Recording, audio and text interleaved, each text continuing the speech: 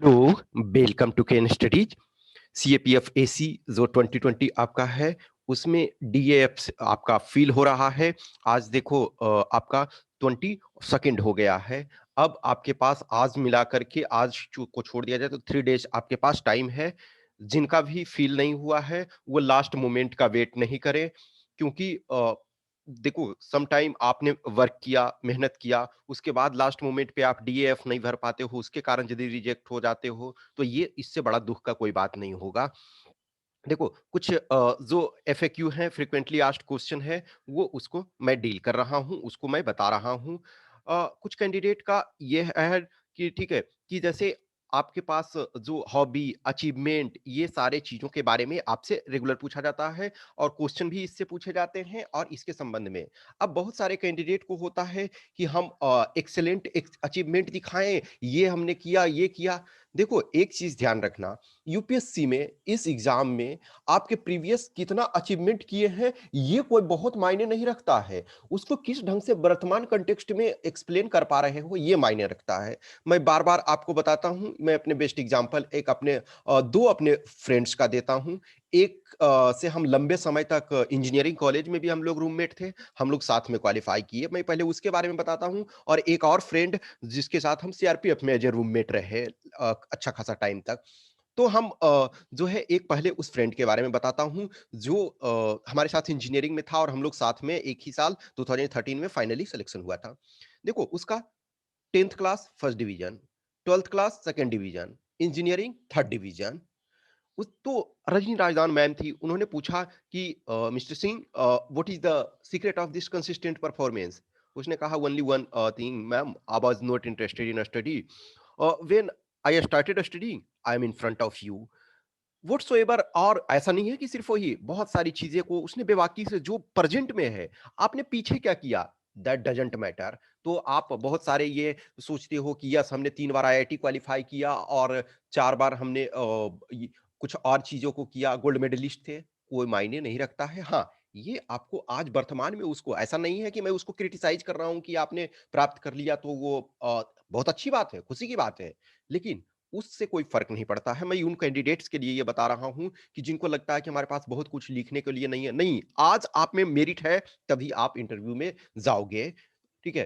तो आप इस बात से टेंशन नहीं लो। बहुत अधिक लिख रहे हो या नहीं लिख रहे हो। एक और फ्रेंड की बात, जो मेरे साथ सीआरपीएफ में था, उसने हाँ, जो मैं ये अपने रूममेट की बात बता रहा हूँ, 105 मार्क्स इसको इंटरव्यू में मिले थे। 105 बहुत अच्छा, मेरे मात्र 90 हमको मिले थे उस समय, लेकिन मेरे पेपर 1 में अच्छे मार्क्स थे, तो इस वजह से मेरा रैंक थोड़ा मैंने रैंक उससे बेटर था, लेकिन मुझे इंटरव्यू में कम मिले थे, लेकिन मेरा पेपर 1 में रिटन में पेपर 1 में बहुत उससे काफ़ी अच्छा था, ठीक है? तो दूसरा एक कैंडिडेट जो मेरे साथ सीआरपीएफ में था, ग्रेजुएशन उसने 3 साल की जगह लिटरली 8 साल लिया। इसका कारण क्या था कि वो आपका एसटी कैंडिडेट है, एसटी कैंडिडेट था और तो उसका ऑब्वियसली बात है एसटी कैंडिडेट को आपको 5 इयर्स का रिलैक्सेशन मिलता है। बट ऐसा नहीं है कि वो मीन्स पूरा 5 इयर्स नहीं लिया था, वो 26 के आस-पास में 25 प्लस में से क्वालीफाई कर गया था।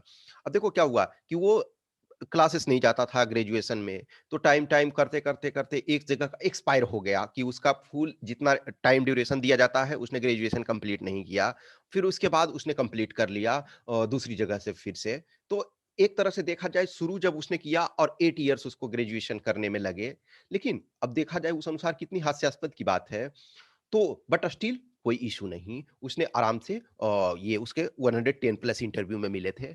मैं खुद अपना देखता हूँ तो बहुत सारी ड्रॉबैक्स थे, बट उस ड्रॉबैक्स के बाद भी इट्स ओके, ठीक है? तो एक इस बात से कभी आप टेंशन नहीं लेना कि जिनको ये लगता है कि हमारे पास बहुत कुछ अचीवमेंट दिखाने के लिए नहीं है, कोई इश्यू नहीं है। आज क्या आप हो, उसको जस्टिफाई करना है कि यस, आप प्रेज़ेंट में ये हो, उसको जस्टिफाई कर दो, दैट्स इट। आपका प्रेज़ेंट को वो देखना चाहते हैं ना, पास्ट में आपने कैसे किया, उसको आपको जस्टिफाई बस करना है। ये एक इश्यू है। दूसरा कुछ और इश्यू ये है कि देखो कुछ कैंडिडेट्स हैं जल्दीबाजी में कुछ गड़बड़ी कर गए। देखो कुछ गलती हो गई, कुछ ऐसी चीज़ है, तो अब जो गलत हो गया तो हो गया। जिनका अभी भी जिन्होंने नहीं फॉर्म फिल किया है, देखो आप लोग कुछ लोग हैं कि मैंने बोला कि एक प्रिंट प्रीव्यू होता है। प्रिंट प्रीव्यू, आप फाइनल सिलेक्शन करने से पहले प्रिंट प्रीव्यू को आप भेज सकते हो। मैं ये नहीं कहूँगा ना कि हमारे पास ही भेजो, आपको जिनको लगता है, जिन पर आपको ट्रस्ट है, मैंने हमारे पास आप मैसेज करते हो बहुत सारी चीज़ों को, तो एक बार भरने से पहले मैं शुरू से ही इसी वजह से बता रहा हूँ और मैं बहुत पहले से भी गाइड कर रहा हूँ ना कि लास्ट टाइम बहुत सारे कैंडिडेट मिस्टेक किए, इस वजह से मैं शुरू से ही इस बार अवेयर कर रहा हूँ, इनफैक्ट जब डीएएफ फ़ील होने से पहले ही। बट जिनका गलत हो गया है, उनके लिए बता रहा हूँ, बहुत अधिक प्रेशर लेने की ज़रूरत नहीं है, नो डाउट कुछ ब्लंडर आपने किए हैं, तो उसका मार्क्स पर इम्पैक्ट पड़ेगा, आप उसके लिए, लेकिन उसमें घबराना नहीं है, इट्स ओके। आप यदि गलती नहीं करोगे, कोई भी गलती कर रहा है तो आप ह्यूमन बीइंग ही हो, गलती करोगे ही। अब जिसने गलती की, तो पेनलाइज़ तो होगे ना, 1 मार्क्स, 2 मार्क्स व्हाटसोएवर, ऐसा नहीं है कि आपको 1-2 गलती आपने डीएएफ में भर दिया, उसके चलते वो रिजेक्ट कर देंगे, ये चीज़ नहीं होता। उन्होंने यदि देखा और फिर आपको उस गलती को यदि किए हो तो उसको जस्टिफाई करो। उसको जस्टिफाई इन द सेंस कि ऐसा नहीं है कि गलती को कह दो कि सर ये एकदम सही है, नहीं। बोलो कि क्यों हम में से मिस्टेक हो गया या what is the reason behind, तो उसको जस्टिफाई करना है कि how the mistake has been committed, मैंने क्या सोचा था सर, ये क्या हुआ, ये इश्यू है, यदि उसको अराइज़ करते हैं तो। अब ये है, ठीक है? तो इसमें और जिनका अभी तक नहीं भरे हो, तो प्रिंट प्रीव्यू को एक बार हमारे पास या जिनको आप जिनके आपके फ्रेंड्स जो हैं या जिस पर आप ट्रस्ट करते हो, तो उसके पास एक बार प्रिंट प्रीव्यू भेजो, ताकि कुछ चीज़ें क्या होता है ना, सम टाइम देखो मैं खुद ही बहुत सारे आर्टिकल्स लिखता हूँ, तो मैं लिखता हूँ तो मुझे लगता है कि सही है, लेकिन कुछ एरर कभी स्पेलिंग्स में, कभी सेंटेंस इनकम, तो सम टाइम हो जाता है आपके अपने राइटिंग्स पे या आप अपना जो करते हो। लेकिन जो दूसरा देखता है तो कुछ उसको पता चल जाता है बहुत बार। तो इसी वजह से देखो first draft, second draft, third draft आदमी क्यों करता है कि यस वन टाइम आप देख लो, फिर दूसरा से आदमी दिखाता है। एक अच्छा बुक वगैरह बहुत सारा देखोगे, कुछ बुक होते हैं बहुत हर पेज में मिस्टेक, हर पेज में मिस्टेक। कुछ बुक होते हैं उसमें मिस्टेक्स नहीं। क्यों? क्योंकि 1 आदमी देखा, 2 आदमी देखा, 3 आदमी देखा, तो जिनको भी यदि ऐसा लगता है अभी भी जिन्होंने नहीं भरा है, तो प्रिंट प्रीव्यू आप हमारे पास भेज सकते हैं। कुछ कैंडिडेट ने जैसे भेजा, तो मैंने जो कुछ था मैंने उसको गाइड किया, बताया, ठीक है? तो एक आपका ये इश्यू है, ठीक है?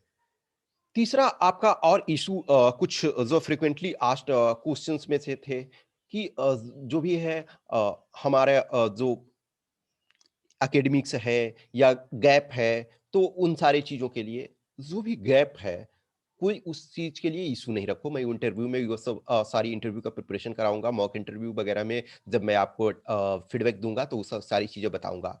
यदि किसी का मान के चलो कि 5 इयर्स का गैप हो गया है, नो इश्यू, जब जागो तभी सवेरा है। लॉट ऑफ कैंडिडेट्स हैं जो कि आखिरी अटेम्प्ट्स में करते हैं, बहुत ऐसे हैं, जैसे हर एग्ज़ाम में यही सिचुएशन होता है। कुछ आप सिविल सर्विसेज़ वगैरह देखोगे कि कोई 1 attempt, 2 attempt, 3 attempt, 4 attempt, 5 attempt, 6 attempt, कुछ 9th अटेम्प्ट में भी जैसे सपोज़ ओबीसी के हैं, तो उन्हें 9 अटेम्प्ट मिला हुआ, तो 9th अटेम्प्ट में भी क्वालीफाई किए। उस बात से बहुत ज़्यादा प्रेशर लेने की ज़रूरत नहीं है। टर्न नेगेटिव इंटू पॉजिटिव, ये आपको ध्यान रखना है कि नेगेटिविटी जो है, वो उसको आपको पॉजिटिविटी में ये टर्न करना है, ठीक है? फिर आपका जैसे कुछ क्वेश्चंस वगैरह फिजिकल कब होगा, फिजिकल ये इंटरव्यू वगैरह ये सब कब होगा, ये सारी चीज़ें आप पूछते रहते हो, ठीक है? दैट्स फाइन, वो आपका सही है।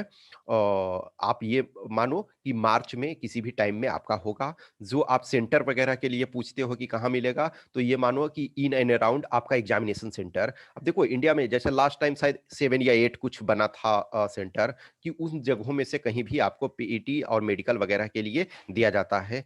यदि आप फिजिकल में क्वालीफाई हो जाते हो, तो आपको मेडिकल में जाना पड़ता है। फिजिकल में आप डिस्क्वालीफाई हो गए, तो आप उसमें रिजेक्ट हो जाते हो आउटराइटली, लेकिन मेडिकल में आपको रीमेडिकल का चांस देते हैं। एक और कुछ लोगों का वो डीएएफ से पार्टिकुलरली नहीं था, कुछ कैंडिडेट का जैसे ये क्वेश्चन था कि बहुत सारे कैंडिडेट ऐसे हैं जो 2019 में फाइनल सिलेक्शन ले लिए हैं और उनका भी आपका ये आया हुआ है, रिटन क्वालीफाई है, और कुछ ऐसे कैंडिडेट हैं जिनका शायद हो सकता है इसमें ईडब्ल्यूएस वाले में भी हो, क्योंकि अभी तक जो है पूरे रिजल्ट आया नहीं है, तो ईडब्ल्यूएस का आपका बाकी है, फिर आपका रिजर्व लिस्ट बाकी है। तो ये कैंडिडेट कुछ-कुछ ऐसे होंगे जो कि जैसे अभी ही जिनका फाइनल रिजल्ट आ चुका है, उसमें बहुत सारे कैंडिडेट हैं जो ऑलरेडी क्वालीफाई हैं।